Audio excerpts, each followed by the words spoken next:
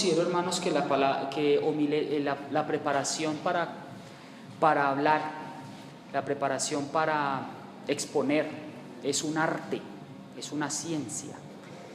No todos son predicadores, no todos son profetas, no todos son maestros, y eso debemos ser muy conscientes. Antes de empezar, yo quisiera invitarlos para que tengamos una palabra de oración. Oremos. Amantísimo Padre, te damos gracias porque eres bueno con nosotros. Gracias por tu infinita bondad y misericordia. Gracias porque tú estás al control de esta propuesta. Bendice a los jóvenes, bendícenos a nosotros que tenemos tan buenas intenciones de servirte. Ayúdanos para que seamos disciplinados, perseverantes en el tiempo y constantes, y que bendigas este grupo. Somos personas con talento y tú nos has bendecido poderosamente.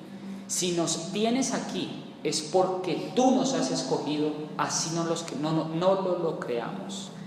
Pero gracias, Señor, por habernos escogido. Bendice a los dirigentes, bendice a los líderes de esta bella y sana propuesta, en el nombre de Jesús. Amén. Amén. Antes de empezar, quiero leer con ustedes Juan, capítulo 21, versículo 14 al 17.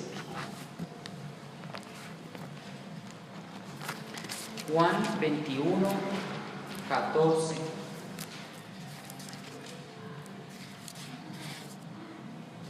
Esta era ya la tercera vez que Jesús se manifestaba a sus discípulos, después de haber resucitado de los muertos.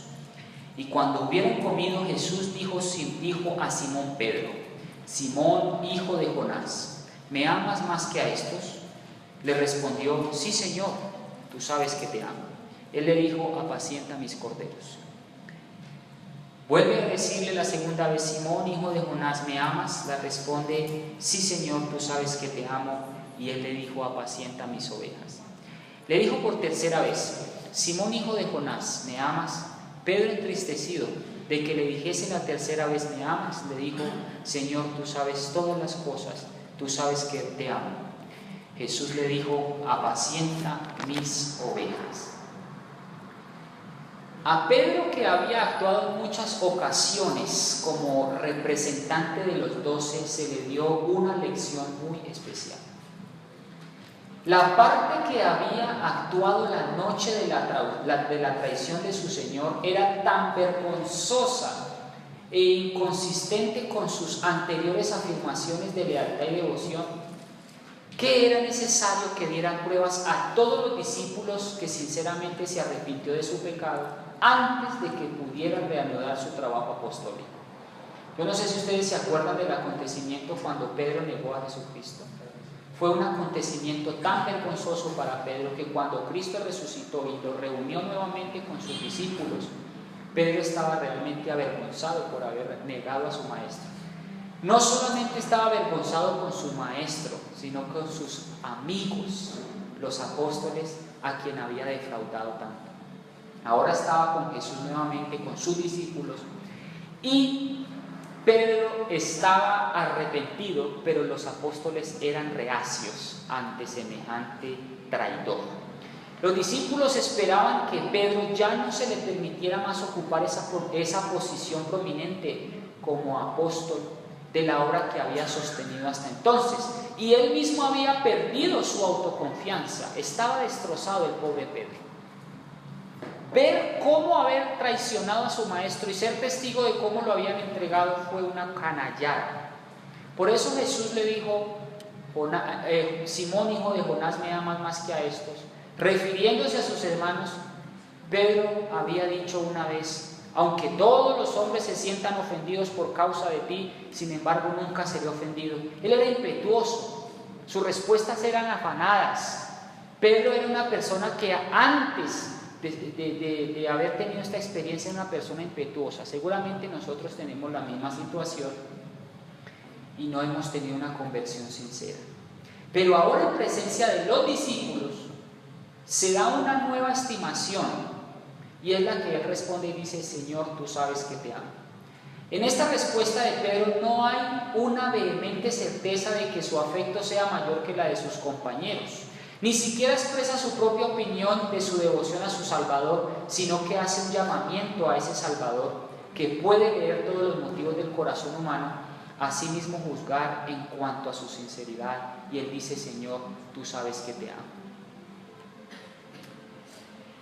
Una vez más Jesús aplicó la prueba a Pedro, repitiendo sus palabras: Simón, hijo de Jonás, ¿me amas? Por 3 veces le preguntó. Esta vez no preguntó al discípulo si lo amaba mejor que sus padres, sus hermanos. La segunda respuesta de Pedro fue como la primera: libre de toda extravagante seguridad. Sí, Señor, tú sabes que te amo. Jesús le dijo: apacienta mis ovejas. Una vez más el Salvador le hizo la pregunta: ¿me amas? Pedro se entristeció tanto porque pensó que la repetición de esta pregunta indicaba que Jesús no creía ya en su declaración. Él sabía que su Señor tenía motivos para dudar de él, y con un corazón entristecido, Pedro le dice: Señor, tú sabes todas las cosas, tú sabes que te amo. Y Jesús le dice: apacienta mis ovejas. ¿Cuál es la reflexión principal de todo esto? Y aquí viene lo más bonito. 3 veces Pedro había negado abiertamente a su Señor, y ahora 3 veces Jesús se acerca y le hace la pregunta de que si lo ama, presionándolo con preguntas agudas como una flecha de púas en su corazón herido. Jesús le pregunta a Pedro: ¿me amas? Jesús ante los discípulos reunidos sacó la profundidad de la penitencia de Pedro y mostró cuán profundamente humillado era el discípulo que antes era impetuoso. Y solo entonces, ojo a esto, solo entonces se le confió ahora la importante comisión de cuidar el rebaño de Cristo. ¿Están entendiendo el punto? Aunque cualquier otra cualificación puede ser irreprochable, sin embargo, sin el amor de Cristo, no podemos ser fieles pastores del rebaño de Cristo. Nosotros, si no tenemos primero una verdadera conversión, no podemos ser fieles pastores del rebaño de Cristo. Esa es la reflexión. El conocimiento, la elocuencia, la benevolencia, la gratitud y el celo son todas ayudas muy buenas. Ustedes son profesionales, ustedes son personas jóvenes que tienen talento para el Señor. Eso es muy bueno, pero sin el influjo del amor de Jesús en el corazón, la obra del ministerio cristiano es un fracaso. Ese es el llamado que quiero hacerles. Quiero invitarlos a Romanos capítulo 12.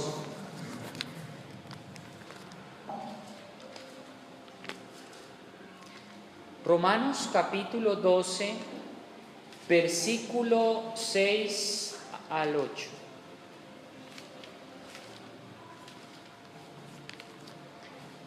Teniendo pues diversidad de dones, según la gracia que nos es dada, si profecía, profeticemos conforme a la medida de fe. O si ministerio, usémoslo en ministrar. El que enseña, que enseñe. El que exhorta, que exhorte. El que le gusta dar, hágalo con sencillez. El que preside con diligencia, hágalo con misericordia y con alegría. Entonces, ¿qué es lo que está diciendo aquí el consejo de este apóstol? Empiece a preguntarse cuál es su don, cuál es su talento, qué le gusta hacer, qué le gusta, y si usted sabe enseñar, enseñe, pero cada cosa en su lugar. Es lo que yo quiero enseñarles hoy. Vamos a Efesios capítulo 4. Efesios, vamos primero con la evidencia bíblica y sacamos la conclusión. Efesios capítulo 4, versículo 11. Y él mismo dio a unos apóstoles, fíjense que no a todos, no todos son apóstoles, a unos dio apóstoles, a otros profetas, no está diciendo a todos, a otros evangelistas, es que no todos son evangelistas. Y ese es el fracaso de muchas veces, de muchas predicaciones, y aún vemos eso en la iglesia hoy en día, de que personas sin preparación adecuada hacen dormir la iglesia. Hombre, es que no se puede poner a predicar a cualquiera, porque es que hacen dormir la iglesia.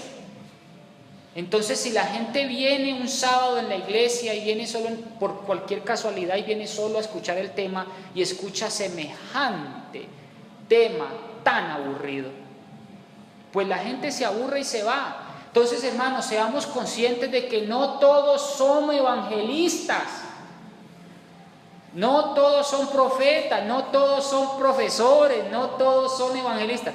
Ahora, muchos tienen muy buenas intenciones, gloria a Dios, pero es que usted no puede quedarse con las buenas intenciones.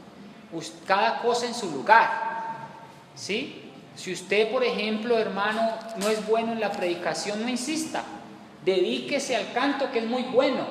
Por eso hay diversidad de dones, hay que consagrarlos cada uno en su lugar. Eso no quiere decir que no tengamos derecho a intentarlo, a capacitarse y a poner en práctica esa capacitación. Pero no podemos ser empíricos, porque en la iglesia hay mucha capacitación, hay mucha preparación, hay muchos libros de hermenéutica, de homilética, de retórica, para que usted se prepare. Pero usted a punta de algo empírico, usted no lo va a lograr nunca, porque para eso la iglesia está capacitando y preparando. Bueno, vamos ahora con Primera de Corintios 12, 5, y dice: hay diversidad de ministerios, ¿sí? Hay diversidad de ministerios, pero el mismo Señor es. Vamos al versículo 28. Repite: a unos puso en la iglesia primeramente, ¿a todos? No, a unos. A unos puso en la iglesia primeramente apóstoles, luego profetas, tercero maestros, luego milagros. Fíjense que dice a unos, ¿sí? Después dones de sanidad, ayudas, gobernaciones, diversidad de lenguas. Y viene la reflexión: ¿son todos apóstoles? Pues no. ¿Son todos profetas? Pues no. ¿Son todos maestros? ¿Hacen todos milagros? No. Entonces, hermanos, el llamado que yo les hago hoy, una reflexión muy chiquitica, es: primero, antes de dedicarnos a la obra, podemos ser elocuentes, benévolos, tener la mejor disposición, podemos ser músicos, pero si no tenemos el influjo del amor de Jesús en el corazón, la obra que usted haga será un fracaso. Entonces, por ejemplo, aquí nosotros tenemos muchos cantantes, tenemos artistas maravillosos, pero son tan resecos como el desierto del Sahara. Son secos por dentro. Tenemos jóvenes maravillosos, pero no lo hacen del alma. No son jóvenes consagrados de corazón. Y la única forma de que la iglesia prospere es primero convertirnos de adentro. Cristo entra y el pecado sale. Eso es lo que necesitamos. Ser esa conciencia. Y lo otro es que seamos conscientes de que no todos son profetas, no todos son maestros, no todos son evangelistas, no todos son pastores, no todos. Entonces, cada cosa en su lugar. Eso no quiere decir que usted no tenga un don. O sea, no confunda eso. Todos tenemos un talento. Todos tenemos un talento que debemos explotarlo. Y ese talento es el que debemos poner al servicio del Señor. Pero si usted no es predicador, hermano, a no ser que se prepare y se capacite adecuadamente, no sea empírico. porque al ser empírico usted, en vez de ayudar a la iglesia a edificarla, está haciéndoles un daño, porque no hace que crezca. Me hago entender lo que no me malinterpreten, es decir, aquí para a cualquier persona predicar, estoy enfocado desde el punto de vista homilético, desde el punto de vista de la predicación y el evangelismo, y él tiene muy buenas intenciones de predicar, pero no lo está haciendo de la mejor manera, entonces no está capacitado. Entonces hay varias responsabilidades aquí, una que es capacitar al miembro que quiere, y otra es consagrarse en ese talento en el que usted está dedicado.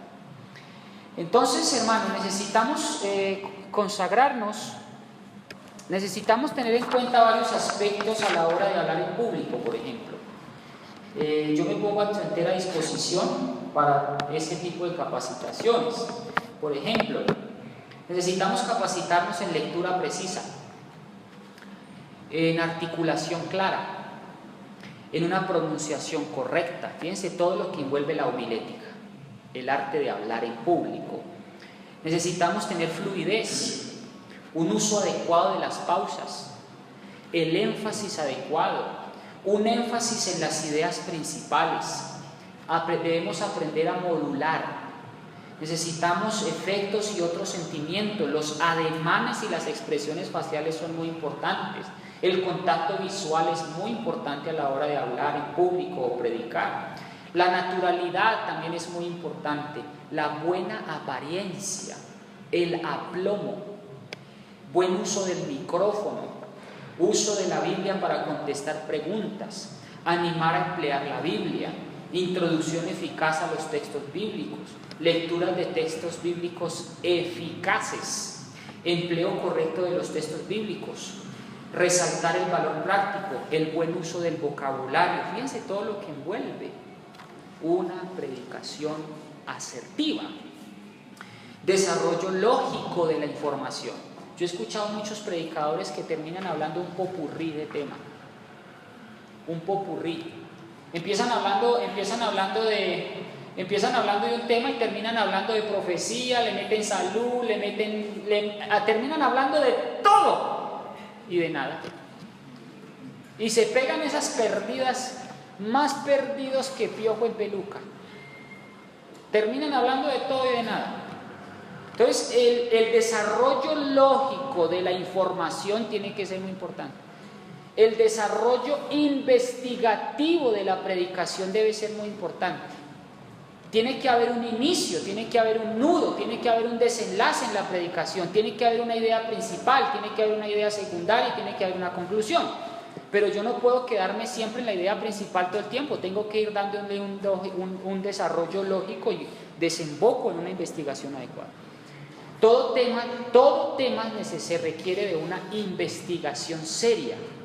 Es que el que trate de predicar, y no solamente predicar, el que hable de cualquier tema en el área que usted maneje, usted tiene que aprender a saber investigar. No improvise, porque la palabra de Dios es tan sagrada y tan sublime que improvisar sería irreverente. Es un pecado deliberado. Yo diría que no un pecado venial, sino un pecado mortal. El tono conversacional también es muy importante. Cuando uno predica, realmente estás conversando. ¿Sí? Estamos haciendo un contacto entre usted y yo. Estamos dialogando, es un diálogo natural cuando se predica. No se predica a la nada, no se predica con una mirada perdida, se predica con seguridad, se habla con aplomo, se habla con conocimiento de causa. Si usted le hace una pregunta, esté preparada para contestarla, y eso lo hace solamente la investigación. Por ejemplo, hace poco estoy hablando yo del juicio investigador, la profecía de las 2300 tardes y mañanas. Si a mí me hacen una pregunta de cómo llegamos al año 457 y yo no tengo ni idea,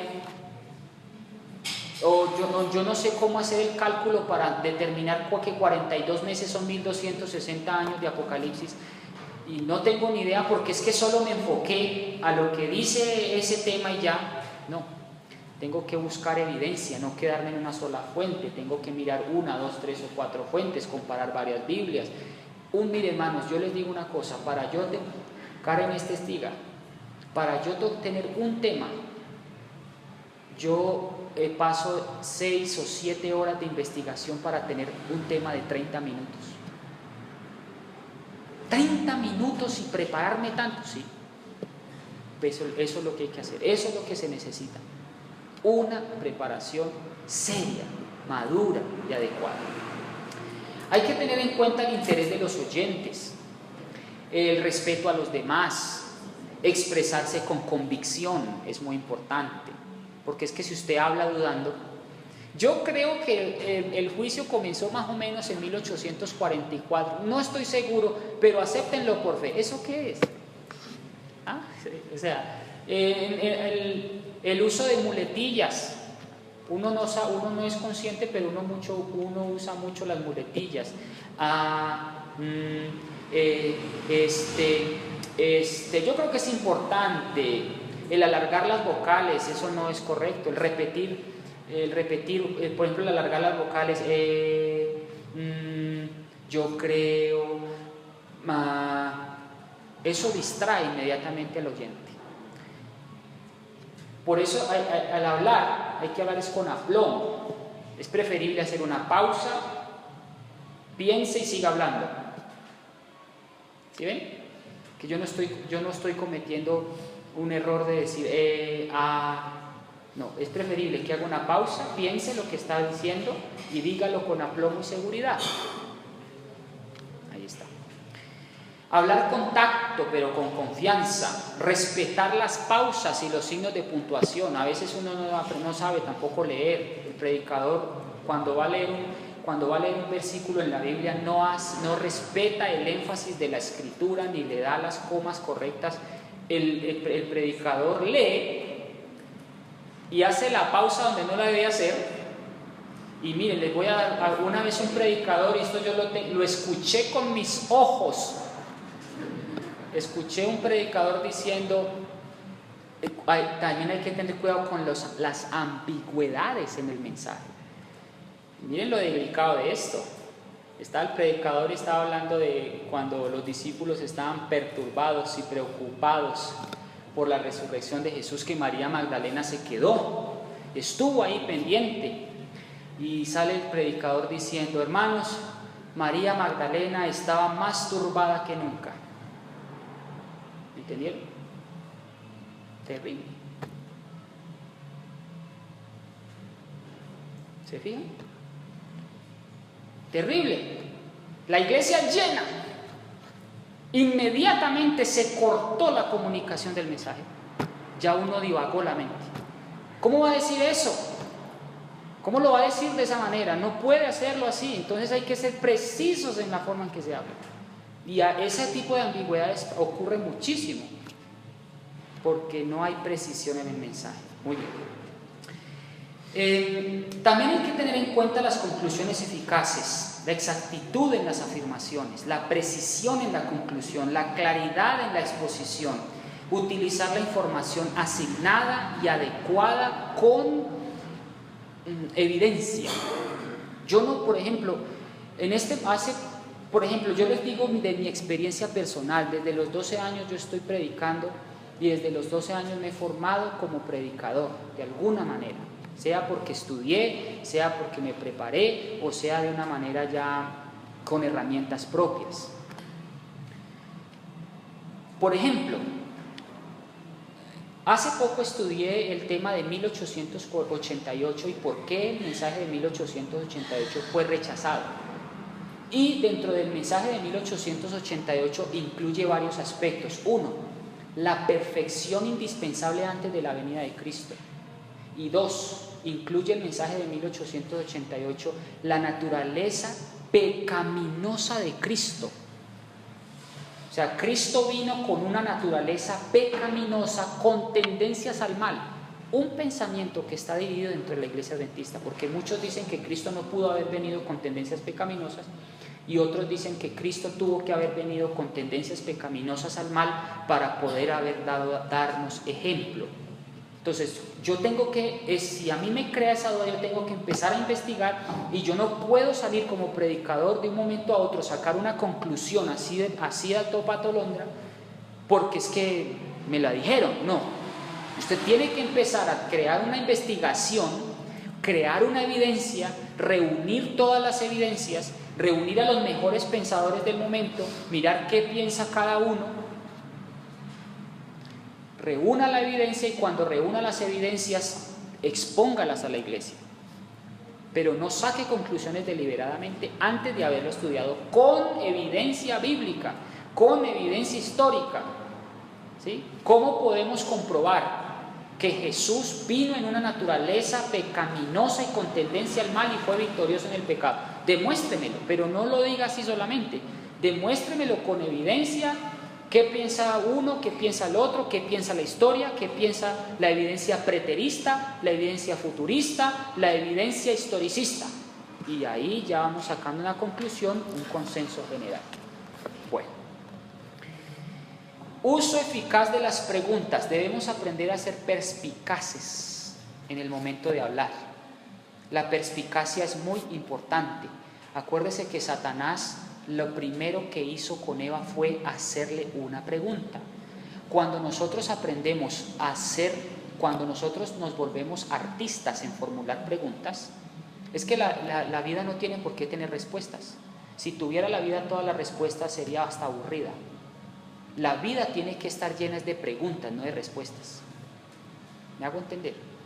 Porque si tuviéramos respuestas a todo, la vida sería aburrida. Si tuviéramos respuestas a todo sobre Dios, seríamos dioses. Por eso nosotros vamos a seguir haciendo preguntas todo el resto de la vida. Por lo tanto, debemos aprender a formular preguntas. Con aprender a hacer preguntas nos volvemos perspicaces. Satanás le hizo una pregunta a Eva perspicaz y le abrió el entendimiento. Entonces, aprender a hacer preguntas en la predicación, en un tema, te hace pensar. Cuando hacemos preguntas, nos forzamos a razonar. Entonces, el arte de hacer preguntas es muy importante. Aprendamos y acostumbrémonos a hacer preguntas y no a responderlo todo. Es importante también las ilustraciones basadas en situaciones conocidas. Es muy útil usar ilustraciones en un tema cuando es muy complejo. El uso de parábolas es muy importante en una predicación. Por ejemplo, si es muy difícil de entender un tema, trate de hacerlo con ilustraciones para que la persona pueda entenderlo de la mejor manera. El uso de ilustraciones. Hay personas que son expertas en ilustraciones, por ejemplo Alejandro Bullón, pero no podemos tampoco quedarnos en un tema basado en solo ilustraciones, porque necesitamos también un tema donde se nos requiera el pensar, el razonar. Los mensajes, si usted compare un mensaje de Alejandro Bullón con Esteban Bor, los mensajes de Esteban Bor te hacen pensar, te hacen ir a la evidencia, te hacen estudiar. Mientras que un mensaje de Alejandro Bullón entra de chorro al sistema nervioso y entra de chorro al sistema sanguíneo y no hubo digestión. No se pudo digerir, como cosa que no pasa con un tema de Bullón, de Bor, que es denso. Muy bien. Termino, hermanos, con el animar y fortalecer al auditorio. El fortalecer y el animar al auditorio también es muy importante, mantenerlo animado, mantenerlo entusiasta, mantenerlo despierto. Es un arte mantener despierto un auditorio. Dicen que los mejores predicadores son aquellos que cuando se predica hasta un niño le entiende. Si usted logra que un niño le entienda su predicación, dese por bien servido porque cualquier adulto lo va a entender. Entonces, cuando usted hable, que hasta un niño, miren, yo me he puesto en prueba en eso, pónganse a prueba en eso. Si usted logra que un niño, y a mí me ha pasado, lo cuento por experiencia personal y me gratifica mucho. Yo he tenido temas tan tremendos que niños participan activamente y responden los niños. Yo he hecho preguntas y los niños están tan concentrados en el tema que hasta responden. Tremendo, eso me satisface enormemente. No seré el mejor predicador, pero sí me preparo todos los días para hacerlo.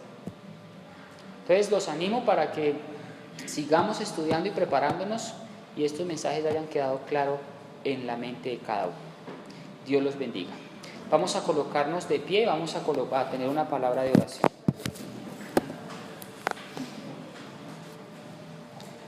Oremos. Amantísimo Padre, te damos muchísimas gracias por tu infinita bondad, por tu misericordia.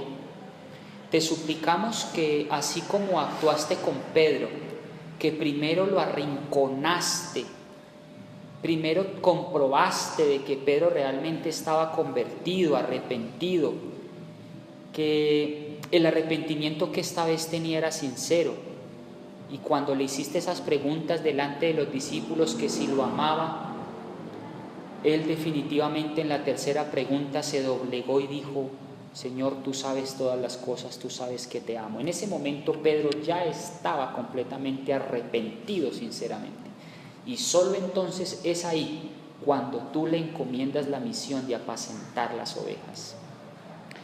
Yo te suplico, Padre, que los jóvenes que vemos aquí con las ganas, con el arranque, con el empuje de meterle la energía a este proyecto, yo te suplico que primero nos conviertas, nos transformes y que tengamos un arrepentimiento sincero primero, para que el Espíritu Santo pueda actuar sobre nosotros, para que nos dé el valor de no desanimarnos en una prueba, para que no abandonemos esta hermosa tarea, sino que seamos perseverantes y podamos ayudar entre todos a demostrar que sí podemos tener una emisora con propósitos evangelísticos en toda la ciudad de Bogotá y en todo el mundo. Bendice a cada uno de los que está presentes y a todos los que vienen en este nuevo proyecto. En el nombre de Jesús. Amén. Amén.